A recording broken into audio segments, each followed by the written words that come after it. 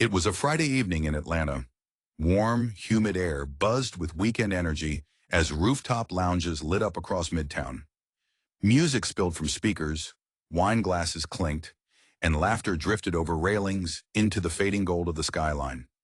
Jared Ellis stood quietly at the far end of the Skylight Lounge, sipping club soda with lime. He wore a simple navy blazer, crisp white shirt, and black slacks. No gold chain, no flashy shoes, just clean, calm, and focused.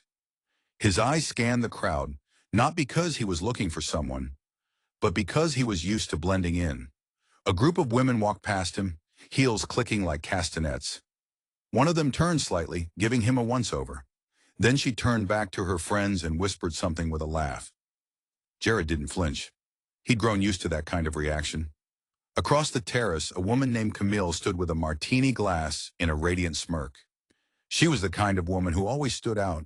Cream-colored suit dress, red-bottom heels, sharp cheekbones, sharper tongue.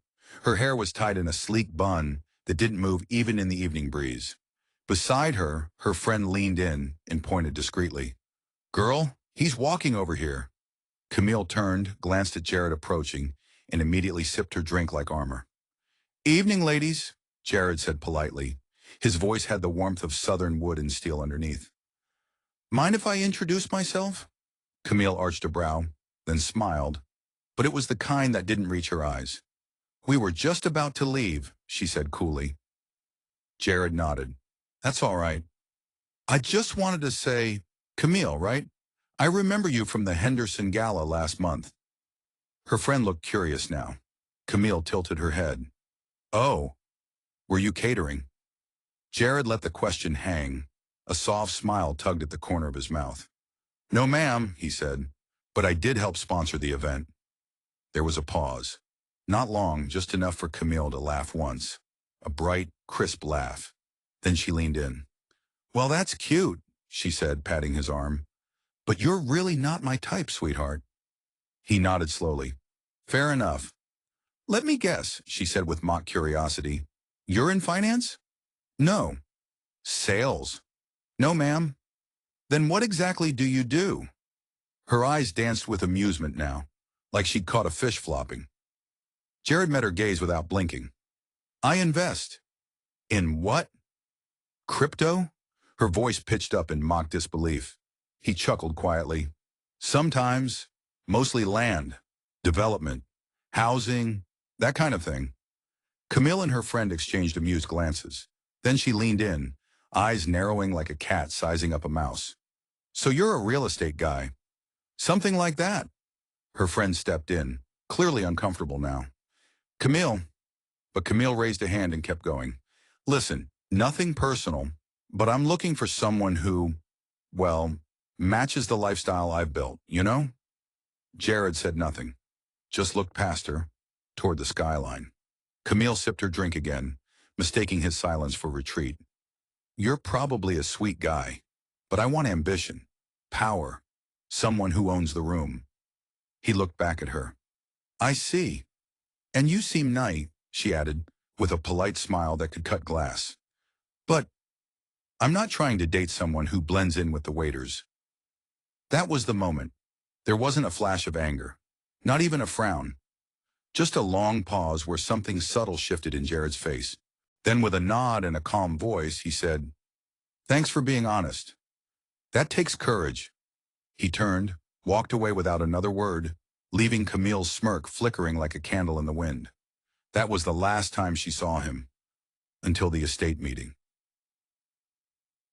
3 weeks later, Camille stood in a sun-drenched courtyard, staring at a waterfall cascading into a koi pond.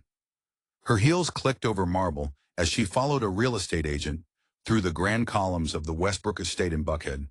6 bedrooms, Italian marble, 7,000 square feet, 4-car garage. Price tag, $4.2 million. She'd always dreamed of this place. "Now," the agent said with a proud smile, "before we go to the contract discussion, let me just say, this is a private sale, so the owner will be joining us shortly to finalize everything." Camille adjusted her designer purse. "I assume the estate was bank-owned." No, ma'am, the agent said. It was recently purchased and flipped by an independent developer. Very hands-on guy. Camille gave a dismissive nod. All right, let's make it quick. They stepped into the parlor room, where soft jazz floated from the ceiling speakers. A chilled bottle of water sat on the glass table. The air smelled of cedar and lemon polish. Then the front doors opened again, and in walked Jared. Same blazer, same quiet walk, same calm face. Camille froze mid-sip. Mr. Ellis, the agent said with admiration, thanks for joining us. He extended a hand to Camille without any sign of hesitation. Evening, ma'am. Camille couldn't speak. Jared took a seat at the head of the table. The agent turned to her. Camille, meet the current owner of the Westbrook estate. Camille tried to compose herself as she set her water bottle down with more force than intended. The glass clink echoed slightly in the parlor, bouncing off marble and chandeliers like a warning shot. Wait, you own this? She asked, blinking rapidly, trying to maintain some thread of poise. Jared sat calmly, fingers steepled in front of him, his voice smooth. That's right. But I thought you said you invested in housing, she said, still stunned. I do, Jared said with a small nod. Sometimes I build it. Sometimes I buy it and make it better. This one I designed myself. Architects and crews reported directly to me. The real estate agent stood quietly in the background, eyes darting between them, catching the tension like static in the air. Camille glanced around the luxurious room, the subtle gold leaf lining, the recessed lighting, the handcrafted staircase she had gushed over just 15 minutes ago. She cleared her throat. This property is under your LLC then? No, ma'am, Jared replied. It's under my name, Jared Nathan Ellis. No front, no partners. Camille's breath caught, just for a second. The name sounded familiar now. She'd heard it in whispers at other galas. One of those quiet millionaires, people said. Didn't show up to boast. Just moved different. She had laughed at those stories once. Now she was sitting across from one. Jared leaned forward just slightly, his tone still warm but firmer now. We can go over the contract terms if you're still interested. Camille hesitated. I didn't mean back at the lounge. I didn't know who you were, she said, trying to shift her tone, her posture, her energy. Anything that might smooth over the cracks she felt growing under her heels. Jared gave a half smile. You knew enough, or at least you thought you did. The silence between them wasn't angry. It was something deeper than that. The kind of silence that comes after a mirror is turned around, and you see your own reflection a little too clearly. I misjudged you, she said finally, folding her arms tightly, like that might hold her pride together. I'll admit that. Jared nodded once. You did, but it wasn't personal. That caught her off guard. What do you mean? Jared turned, eyes scanning the room. You were never really rejecting me. You were rejecting what I looked like, what you thought I was, and you're not the only one. Folks have been doing that since I was 6 years old. Teachers, landlords, security guards at stores I own shares in. His voice was still steady, not sharp. I walked into that rooftop lounge just being myself, he continued. Didn't flash watches, didn't name drop, didn't try to own the room. I gave you respect. You gave me a punchline. Camille exhaled slowly. It's not like that. Jared tilted his head slightly. Isn't it? The agent cleared her throat softly. If this is a bad time, I can step out. Jared shook his head. No, we're fine. But Camille stood up. She wasn't angry, not outwardly, but something about being seated made her feel small, and she wasn't used to that. I came here because I wanted this place, she said. I've been working toward it for years, and now I feel like I walked into a lesson. Jared stood too, buttoning his blazer. That's not up to me. You're still welcome to buy it. But if you do, it won't just be marble and koi ponds anymore. What do you mean? It'll be a reminder that the man you thought wasn't worth your time, he's the one who built it. Camille looked down at her shoes, perfect, pristine, and for the first time they didn't feel like they fit. She met his eyes. I said some ugly things. You did, he replied. But I've heard worse, and I've lived better. They stood quietly for a moment, the air heavy with everything unsaid. Then Jared turned toward the agent. Let's put the sale on pause. Give her time to think. Camille's mouth opened in protest, but no words came out. She watched as Jared walked toward the door, calm and sure, with a dignity that didn't need spotlights, just space. He paused in the doorway and turned back once more. You weren't wrong to want someone powerful, but maybe ask yourself next time what power really looks like. And then he was gone. Later that night, Camille sat in her high-rise apartment, the city lights flickering outside her window. Her phone buzzed with messages, group chats, a brunch invitation, even a match from an Ivy League lawyer on a dating app. But she didn't reply. Her thoughts were still in the Westbrook estate, not the rooms, not the price, but the man, Jared Ellis. She looked him up properly this time. Articles, awards, a nonprofit that restored homes in underserved neighborhoods. A scholarship fund in his mother's name. Not flashy, not loud, just real. She stared at the screen for a long time, then whispered to herself, I didn't just misjudge him. I missed him. She shut her laptop, and for the first time in years, she wondered if the walls she built to keep others out were the same ones that kept her locked inside. The next morning, Camille stood outside the estate gates again. No makeup, no heels, just a navy blouse, slacks, and a quiet knot of humility in her stomach. She had emailed Jared that night, just a short message. I'd like to speak in person, if you'll allow me. She hadn't expected a reply, but before dawn, one came back. You know where to find me? So here she was, knocking, not just on a door, but on a different version of herself. Jared opened it himself. No agent, no assistant. Camille, he said with a nod, not unkind, just measured. Mr. Ellis, she replied. Her voice was soft, no edge. May I come in? He stepped aside. It's still your dream house. The floors won't bite. She entered slowly, like she was walking into a church. The hush of the interior, the warm light over polished wood, the faint smell of citrus and cedar. It all felt different now, not less impressive, just less about status and more about soul. They sat in the sunroom. Jared poured her a glass of water without asking. No grand gestures, just consideration.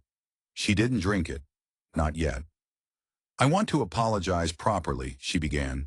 No excuses, no smoothing over. What I said that night, it was ugly, it was shallow, and it came from a place I don't want to live in anymore. Jared didn't interrupt. Camille pressed on. When I first met you, I made a decision in 10 seconds.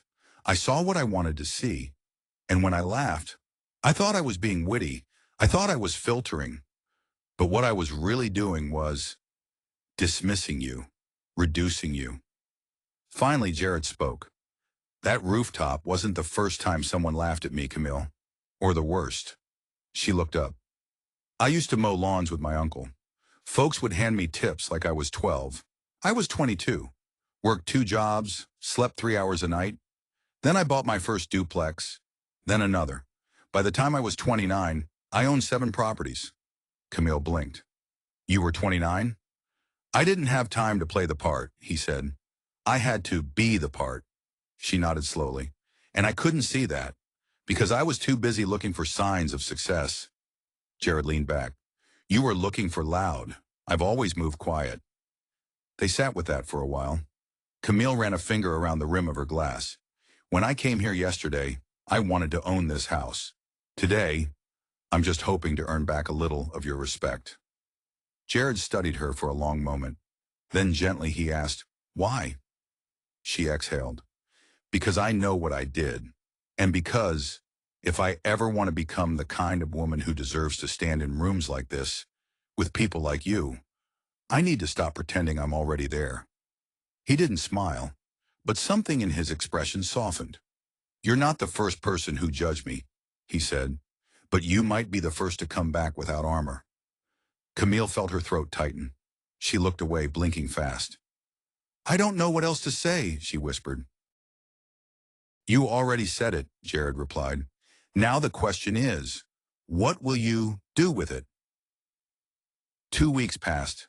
Camille didn't buy the estate, not because Jared rejected the offer, but because she asked him to tear it up. I need to build something of my own, she said, not just own what someone else made.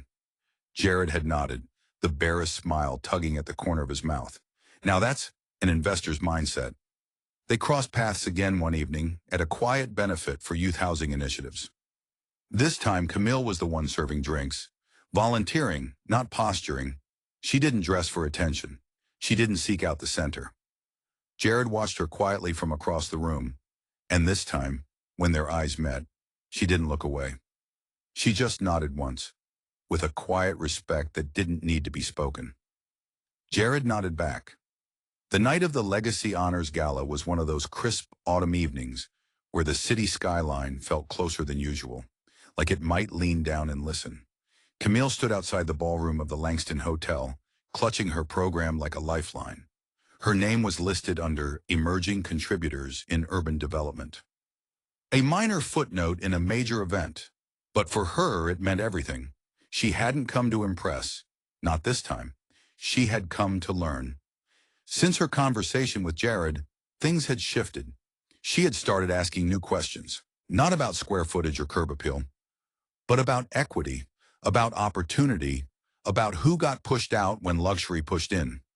She'd walked away from the Westbrook estate and bought a modest 2-unit property in West Atlanta instead, one with water damage, slanted floors, and more roaches than residents. Her friends thought she'd lost her mind, but Jared hadn't. When she reached out again, this time to ask for guidance, not favors, he showed up. No lectures, no I told you so's. Just blueprints, numbers, contacts, and time. Time he didn't owe her, time he gave anyway. Inside the gala, the air was thick with tuxedos, gowns, and polite ambition. Waiters glided through with champagne. Musicians in the corner played jazz covers of pop songs no one was old enough to admit liking. Camille kept to the edges, her phone in one hand, her eyes scanning the program again. Jared's name was on page 3. Jared N. Ellis, Visionary of the Year. She hadn't known, didn't even realize until she was seated and the lights dimmed. When his name was announced, polite applause rose around the ballroom, but it swelled into something more as he stepped onto the stage. Not loud, just deep, like everyone understood. He walked to the podium with the same quiet confidence he'd carried that night on the rooftop. But something else was there too now, something she hadn't seen before. Weight, not the burden of business or wealth, but the weight of being underestimated for too long and finally being seen. He adjusted the mic, then paused before speaking. When I was 10, he said, my mother used to make me walk through the nicer neighborhoods in our city. Not to make me feel small, but to show me what was possible. She'd say, don't let them tell you you don't belong just because your name doesn't show up on their mailbox. A ripple of quiet laughter moved through the room. Jared continued, now I build homes in some of those same neighborhoods, and I make sure every child who looks like I did growing up sees their future not as a question mark, but as a blueprint they own. Camille's throat tightened. He glanced up for half a second, and for the first time that night, their eyes locked. Not briefly, not by accident. He looked at her like someone who saw her, not just what she was, but what she was becoming. And that, more than the speech, more than the award, was what hit hardest. After the ceremony, people surrounded him. Reporters, board members, eager handshakes from men who had once ignored him in meetings. Camille didn't approach. She knew better now, but she lingered nearby, half hoping, half knowing. And sure enough, after a few minutes, he peeled away from the crowd and walked straight toward her. Hey, he said quietly. Hey, she replied, her voice just as soft. You didn't mention you'd be here. I didn't know you were being honored, she said. I wouldn't have dared show up and pretend to belong. Jared raised an eyebrow. You do belong. You just stopped trying to prove it the wrong way. She looked down for a moment. I still feel like I'm playing catch-up. You are, he said plainly, but you're not playing the wrong game anymore. They stood in silence for a beat. Then Camille reached into her purse and pulled out a small folded envelope. "What's this?" Jared asked. "It's a check," she said. "Small, but it's for the project you're starting in Vine City. I want to help fund the apprenticeship side, carpentry and electrical. I can't just walk in and take over, but I can help build something." He unfolded it, glanced at the number, then looked back up. "That's not small." She shrugged. "Depends who you ask." Jared folded it again and tucked it inside his jacket pocket. Then he said something she didn't expect. "Walk with me?" Outside, the city glowed under a canopy of stars and steel. They didn't talk for a while, just walked past fountains and glass towers reflecting the sky. Finally, Jared broke the silence. "Back on that rooftop," he said. "I remember the exact moment I knew I'd never speak to you again." Camille swallowed hard. "I figured. But something changed," he said. "Not just in you, in me too." She glanced at him. "How?" "I spent years proving myself to people who had already made up their minds. But that night, I realized I didn't need to." She nodded slowly. "I think I realized I never actually saw you. I saw what I feared, what I didn't understand." "You're not alone," he said. "Most people fear what doesn't shine loud." They reached a plaza bench and sat. The fountain beside them trickled gently. A soft wind carried the scent of fresh asphalt and magnolia leaves. Camille turned to him. "Jared, do you think we would have met differently if I hadn't been who I was that night?" He paused, then smiled just faintly. "I think people meet exactly when they're supposed to," he said. "And how they handle that moment says more than when it came." Camille looked out over the water. "I'm trying to handle it better." "You are." Then he reached into his coat pocket and pulled out the check again. "I'm accepting this," he said, "but on one condition." She looked at him, cautious. "You don't just write the check," he said. "You show up every week, teach, learn, sit with folks. Let them see you, the real you." Camille exhaled. "That's more than fair." He nodded. "Then we're good." They stood slowly. Camille looked up at him under the streetlights. She opened her mouth, then closed it again. Jared noticed. "What is it?" She shook her head. "Nothing. Just, I think I'm starting to understand what power looks like." The community build site buzzed under the Georgia sun. Power tools hummed. Hammers tapped rhythmically. Ladders scraped against frames of rising walls. And amid it all, Camille stood on uneven gravel in steel-toed boots and a borrowed hard hat, paint on her shirt and sawdust in her hair. She wasn't posing for photos. She was listening to Ms. Hartley, a retired school teacher whose home was next in line for repair, tell stories about the neighborhood when rent was $400 and children played double dutch in the street till the lights came on. Camille nodded, crouching beside her on a plastic crate, a clipboard tucked under one arm. Jared passed by them, sleeves rolled up, clipboard in hand, nodding to a crew member and giving a quick correction on load-bearing alignment. He moved differently here, less guarded, more alive. Every now and then, he'd glance over at Camille, not watching her, but quietly clocking her, seeing if she would keep showing up. She had, 4 weeks in a row, no excuses, no heels. That afternoon, they sat together under a shaded canopy while lunch was passed around in foil trays. Barbecue, mac and cheese, sweet tea in plastic jugs. Camille wiped her hands with a napkin and turned to Jared. "I never told you what I did with the down payment from the estate," she said. He raised an eyebrow. "No, you didn't." "I used it to co-found a nonprofit," she said. "It's small, just me and 2 others. But we're helping renters understand their rights, connecting them with lawyers, teaching credit literacy. And we just got our first grant." Jared gave a soft chuckle. "You're dangerous now." Camille smiled. "Not dangerous, just informed." He nodded once. "Even more dangerous." They sat in silence for a few seconds. Then Camille reached into her work satchel and pulled out a small white envelope. "No check this time," she said. "Just something I want you to read later." He took it, tucking it carefully inside his vest pocket. "You like envelopes, huh?" "They're quieter than declarations." Jared grinned. "Fair enough." That evening, after the crews packed up and the sun dipped behind the trees, Camille stood near the lot entrance, brushing dust from her clothes. Jared approached, hands in his pockets, and stopped just beside her. I read the letter, he said. She looked up, a flicker of apprehension crossing her face. Too much? No, he said softly. Just enough. Camille exhaled. Look, she said, turning to face him fully now. I know what I said that night on the rooftop can't be unsaid, but these last few weeks, being here, seeing what you've built, what you've chosen to build, I've realized something. Jared said nothing, just waited. I spent so long trying to be accepted into spaces that were never designed for people like me, she said, and when I finally got close, I started playing by the same rules that kept people like you out. Her voice broke slightly. You didn't need validation.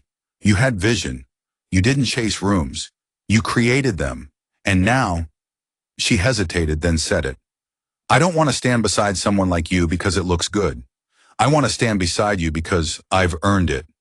The air held still between them. Then Jared stepped forward. Camille, I don't need you to prove yourself to me anymore. She blinked. You don't? I've seen who you are when the cameras aren't rolling, when the credit's uncertain, when the work is hard and the floor is uneven. He took a breath. You were never too late. You just had to show up as the right version of yourself. Then quietly, he pulled out a small velvet box from his jacket pocket and held it out. Camille froze. Wait, what? Is this a joke? He opened it slowly. Inside was a gold key. No diamond, no ring. Just a key with a single letter engraved on the bow. E. Jared smiled. It's the key to a unit in the complex we're finishing next month. I want you to co-manage it with me. Your nonprofit gets free office space on the ground floor, rent-free, in perpetuity. Camille's hand trembled as she took the box. I don't know what to say. You already said the important part, Jared said. This is just the next step. Camille looked down at the key, then back at him. Can I ask one question? Go ahead. She tilted her head. Why me? After everything. He smiled softly. Because you laughed at me when I was invisible, but you walked back when no one was watching. That tells me more than any applause ever could. Months later, the building opened. A ribbon was cut. Camille gave a speech. Not about profits, but about purpose. Jared stood beside her, not as a savior, but as a partner. They weren't flashy. They weren't trending, but they were building something that would outlive them. And somewhere across the city on another rooftop, a new young couple laughed too quickly over champagne, not realizing yet that the quietest one in the room just might be the one who owns the view.